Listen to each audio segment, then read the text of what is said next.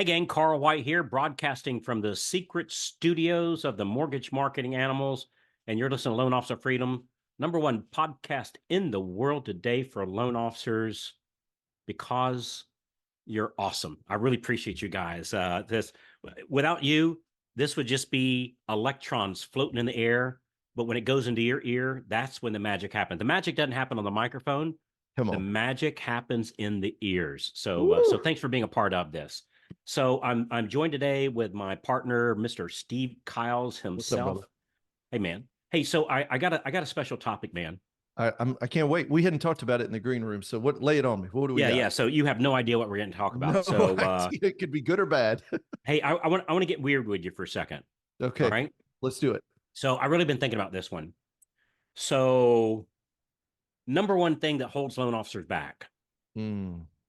So what would you say is the number one? I'm not painting you in the corner. I'm going to give you my opinion. But what do you think the number one thing that holds loan officer back?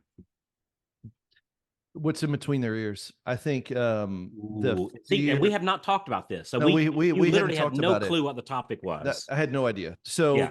the number one thing that holds loan officers back is the belief that like there's something that's happening in their mindset of either a fear of rejection, fear of the phone, or a belief that they can do it. And I think there's this being paralyzed by some sort of fear, which we talk about it in the boot camps all the time. It's flicking little guy off your shoulder.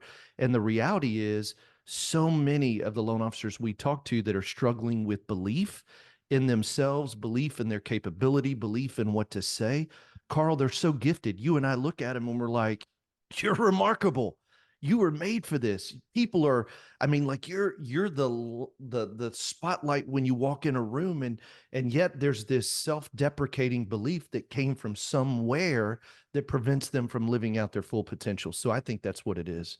Dude, I love you, man. I swear that this because either A, this was going to go real good, or Real B, good I or was real gonna I bad? was I was going to stop it and go, okay, wait, let's pick another topic and Yeah. delete it. But, all right. I couldn't agree more. Yeah. That so Tell what I me, wanted tell to me what talk. you think about it. Yeah. So So I'm going to go one step further. Go So let's go further. Let's go upstream. further Yeah. toward the source of the water, right? Okay. So Okay. everybody deals with the end of the stream. Yep. You just went to about the 90% Yep. upstream, the Yep. final 10%. Why don't they feel worthy? Why do they have that thought in their head? I'm not good enough. I can't call them. I sound too salesy. They don't want to talk to me. I'm chasing. I'm begging. All lies. Why do you think Mm, they think that? man, you tell me. All right. So let me tell you a little story here real quick. Yeah. Do it. So I've got my dearest friend, one of my dearest friend, my longest friend. Yeah. I was going to say my dearest, but brother, you're a very dear friend. I just, and you know that, right? Yeah. Oh, yeah. Yeah. Yeah. This guy is my longest friend. Yeah. So I met this guy in the fourth grade, and he's just an amazing guy, Yep. right? And he's a man's man, right? This guy is like a man, pickup truck, hound dog, gun Yeah. rack, right? He's a drinks. Actually, he doesn't have a Gasoline. truck. Yeah, yeah. He doesn't have a truck. He doesn't have a dog or a gun rack. But you get the idea, right? This Right. guy's Right. this guy's a man. Like he's like a linebacker, right? He's a Mm-hmm. man's man, and he's Mm-hmm. my age, Mm-hmm. right? So he's in his 60s now, like I am. So I was talking with him not too long ago, and he said, "Remember that time Mm, that mm. teacher Mrs. Bennett drew a circle in the blackboard, the chalkboard, Yeah. and made me stick my nose in it for 30 minutes during the class." Mm, And I do remember that, by the way. I remember it yeah. crystal clear. Now, and Yeah. this has Yeah. been for us 50 some years ago, Yeah. right? Over half a century ago, literally. Mm. And I remember it. I remember it. And uh and as he's telling me this story as a grown linebacker of a man, Yeah. tears are coming out of his eyes and starting to roll down his cheeks of the pain that caused when we were 9, Yeah. 10. Wow. And so here it is. 50 years later, Yeah. and it still causes pain to him, right? And how many of those situations do we all have in our past Hmm. where somebody said something, somebody did something, somebody rejected us, somebody shamed us, Mm. um, guilting me? Guilt's not a bad thing, right? Guilt could be like, hey man, I thought you was going to do it. Like I Yeah. thought you was going to make your calls. I thought you was going to do your meetings. I thought you was Yep. going to insert in activity. So guilt's not a bad Yeah. thing. Yep. Guilt is like, oh man, I had that extra piece of pie last night. I better run an extra lap. I need to do a couple more push-ups. I need to Yeah. write a couple more, or whatever that thing is, right? So guilt's not a bad thing. Shame is an instrument of Oh the yeah. devil. Hmm. Yeah, shame is evil. And so I think the thing that holds people back is toxic relationships, Mm.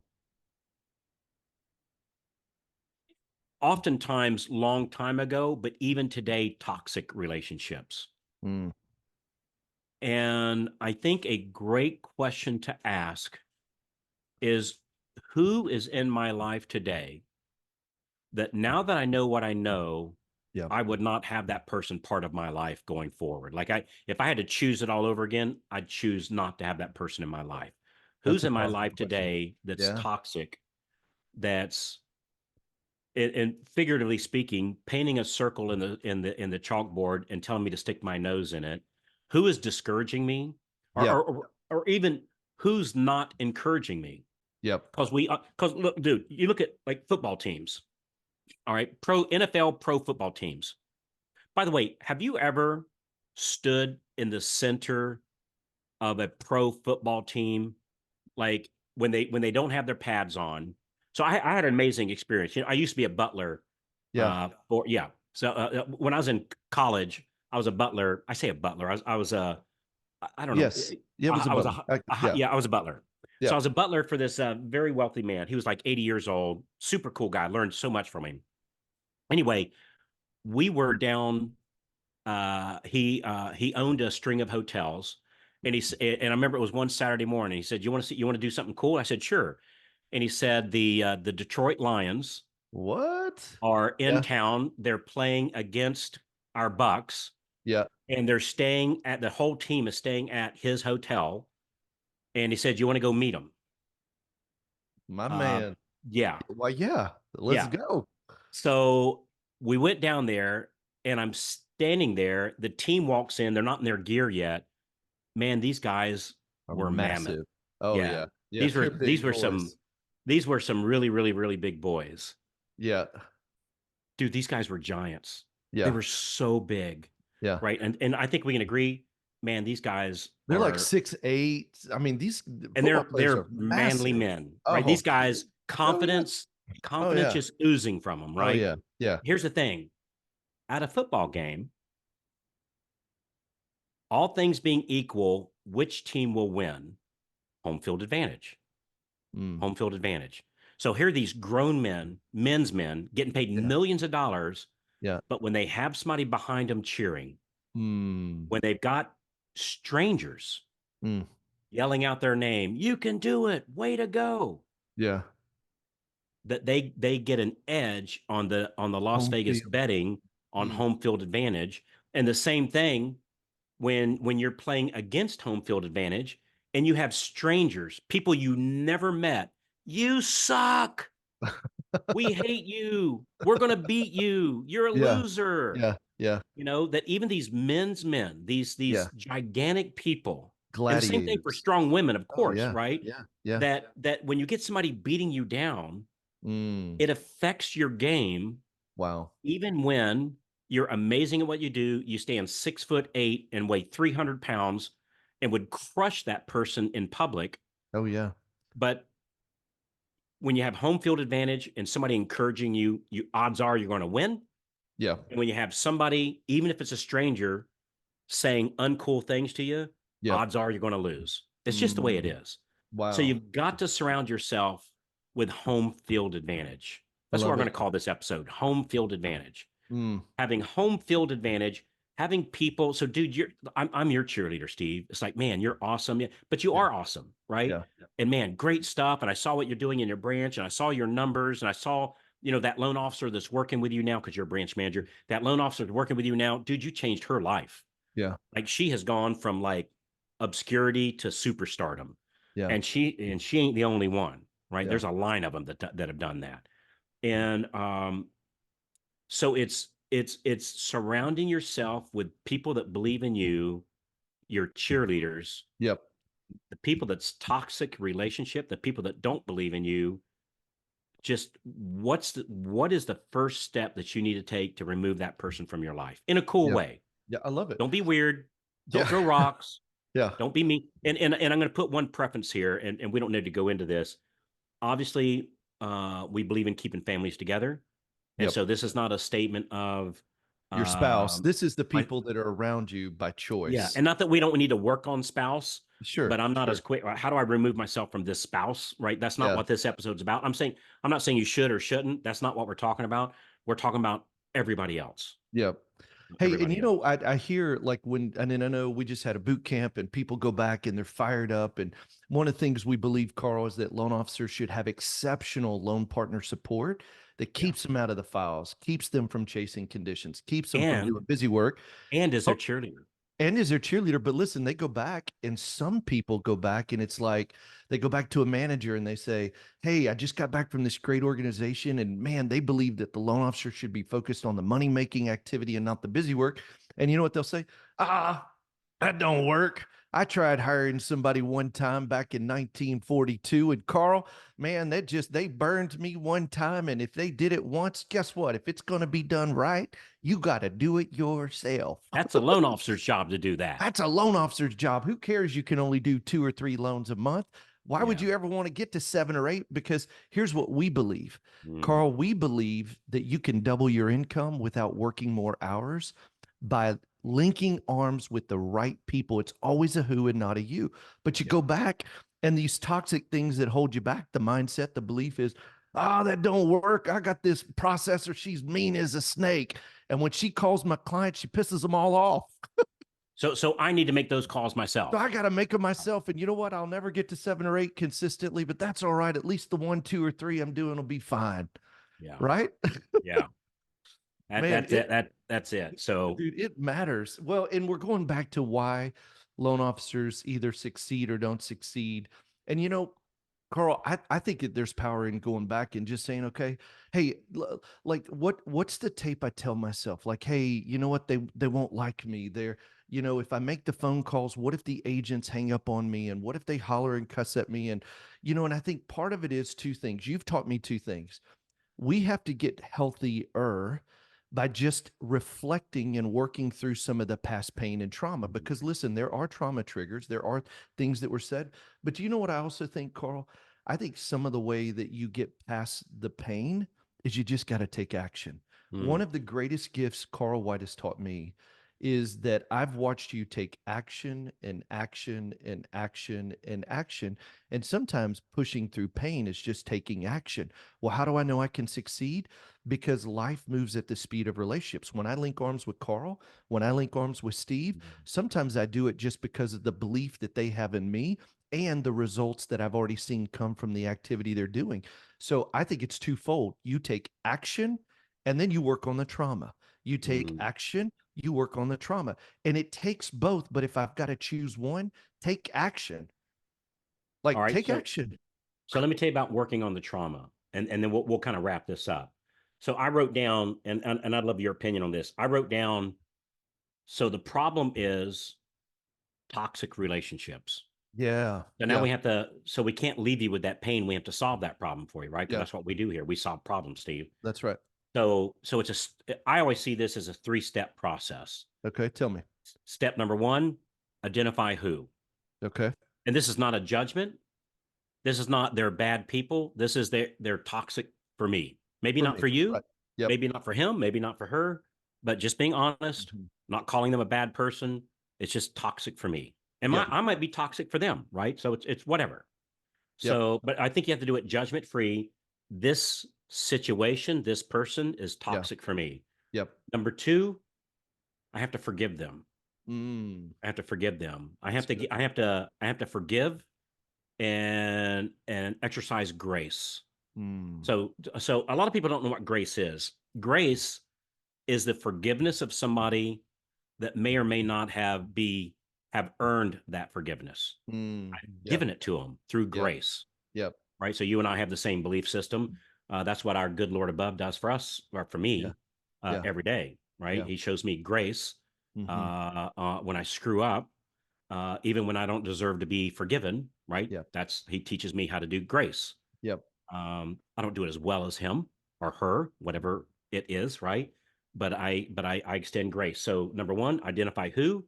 Number two, I forgive and extend Mm, grace. I forgive them for being toxic to me because I think most of the time they don't mean to. that's right. Somebody was toxic to them, and it's all they know, right? Yep. So it's all good. So identify who, forgive, extend Forgive. grace, and part three, remove them from that situation. Mm, that's it. And don't throw That, rocks on the way out. that's it. Yeah. 100%, man. Yeah, Yeah. and you know what, Carl? I think you said something too. Oftentimes they don't even know what they've done. So even trying to go back and say, "Hey, well, I just want you to know, I forgive you, Carl, when you did XXX." I think that oftentimes is sorely received because they didn't even know they hurt you. You know, Yeah. part of it is when you forgive, you just forgive, release grace, and move on. And it goes back to one of the things you say all the time, Carl. I choose. Either I choose to stay in this relationship and limit the potential God placed on the inside of me, Yeah. or I choose, now that I know, to take a step towards removing people in my life that unknowingly have held me back because they're planting seeds of doubt and disbelief in what God's called us to do. Yeah. That's great, man. Yeah. Yeah. And I find the forgiving and grace is Yeah. how I start to heal the wound of that toxic Mhm. relationship. Yeah. That's how I heal the wound of having to stick my nose in the Yep. chalkboard. Yep. Or in my case, I had a math teacher made me move my desk out in the hallway, out of the classroom. And so I'm Mm. sitting there desk in a hallway. And again, this is something that happened 50 years ago. And I still remember that Wow. experience. Wow. And so we have to forgive them and when we forgive them that they didn't know the damage they were doing, Yeah. that it takes some of that toxic damaged goods Hmm. off of us. Like it relieves us a little bit. It's like, okay, well, and hell, in my case, they're probably dead and gone by now, right? Yeah. But even if they're not, just yeah, I don't know. I find that forgiving somebody for wronging or shaming or in some way, at least in my eyesight, being toxic Yeah. to me, I find that forgiveness really heals it over, and then I can move forward That's with it. it. So, Hey, and Carl, let me say this. The one thing about that is too, remember, forgiveness isn't for them, it's for me. oh, 100 You know, percent. and I heard this. I was reminded of it even just a couple of weeks ago. It's like, you know what happens is when we don't forgive people, it's like drinking poison and Mm, expecting the other person to be affected. And mm, all what forgiveness does is it releases me from the pain. mm. Oftentimes they don't even know what they said or what they did. And so it's always for us, not just Mm. for them. And so you Oh man, yeah. this is such a great episode because there is something that typically is holding somebody back. And when we go back to the source of what that is, as we're taking massive action, you can't say, "Hey, I'll wait till it's all healed." No, you take action and you heal through it. Yeah, because like if you look at my buddy, and dude, Yeah, he's just an amazing guy. yeah, Um, you don't get apparently you don't get over it until you deal with it. Because in this case, it was 50 years yeah, ago, a ton. Yeah, and and it'll affect you. still tears coming down this guy's cheeks. And Hmm. and so we talked about that a little bit, and I talked about the forgiveness aspect of it. Yeah, And but you're 100% right. You're not forgiving for them. You're forgiving for you. Because in this case, I'm sure that teacher's dead, right? I that mean, just didn't but even know what they did. Had no had idea the no impact. had no clue, had no Mhm. clue, and maybe that's what their mom or dad or whatever did to them, Yeah. kind of thing. The old dunce hat, Oh yeah. cartoon that we see, just Oh yeah. just horrible, horrible things. So I think the other lesson to take here is be the cheerleader, right? That's it. Encourage people. That's That's it. the whole Yeah. thing of our podcast here. Is we're here to lift people up, and we want them to be a better them, encourage people with true stories, Yep. of epic success Yep. that we're seeing. So really good stuff. So Hey, and let me encourage too before we go, like Carl, I remember hearing things like this because I've talked to a bunch of loan officers this week, and Carl, here were a couple. One of them I was encouraging, get better, not bitter. Because you know what we would hear, Carl, and you heard it too. Well, if you can't get it done, I'll find another lender who can. And they didn't even realize for a 25-year-old brand new loan officer, which was me, how hurtful that was because of how hard I was working, knowing that I had no plan B. I only had an option of making this work. And I'm talking to these agents that were just mean as a snake. And there comes a point where you can let that stuff get deep in you, where it's like, well, man, every realtor acts that way. And they always say things. So even going back to the small conversations of what was said that makes me fearful of making outbound calls, because realtors are just like X. If you find yourself saying, hey, they're all like this, there's probably a root or something you need to go back to. And the faster you identify it, you realize, no, man, there are a handful that are jerks, but there's a lot of great people that are looking for great partnerships, and together we can make a great living and have a great lifestyle. So great episode, brother. let me finish this up by telling you one story. Do it. So as you were sitting there talking about that, it triggered a memory in my head of why I think I've worked out with the realtor so well. Yeah. So I've made millions, maybe Billions. Oh, yeah. tens of millions at this point, I guess. Yeah. Probably. Yeah, I would say so. Tens of millions from, oh, for sure, from realtor Oh, yeah. referrals or from real estate agents. But my first experience was awesome. Let me tell you what happened. So I found a borrower through a call capture program. In other Yep. words, the borrower called on a for sale by owner sign, or no, did they call on a? I can't remember how I got introduced, but anyway, I was at my first closing. I remember this part. I Yeah. was at my first closing, and the listing agent was a lady, or was a lady. Her name here locally, Penny Bogdanos, right? So I didn't know at the time, but Penny's a big deal, right? Didn't Yeah. know that. Yeah. So she's a listing agent, and I did the Tuesday update, and I did the just ask call with her, and we'll follow up on your leads like green on a pickle, right? I did the whole thing. Met her, went to the closing. She was there, and she said, "Carl, that was the most amazing experience I've ever had as a real estate agent, and you kept me updated. I knew what was going on. Man, I wish all my deals went this well, right?" And I said, "Well, cool." I said, "Boy, do you think I'd have a chance to work with you again?" She goes, "Absolutely. In fact, hang on a second. I was sitting right there, man. True story, right?" Yeah. Yeah. She called a guy who his name is Roger Fruits.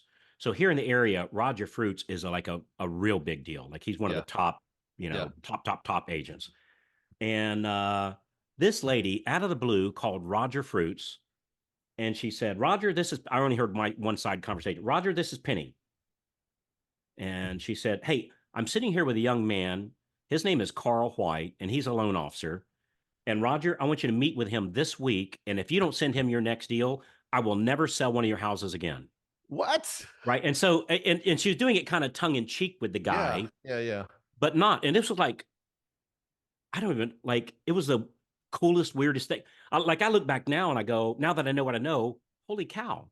Yeah. And so I met with Roger, and Roger like was president of the association. Like he's a big Yeah. deal. And Yeah. we ended up doing a lot together. In fact, we opened up a branch office in his real estate office and had a long-term relationship until Yeah. he retired, actually.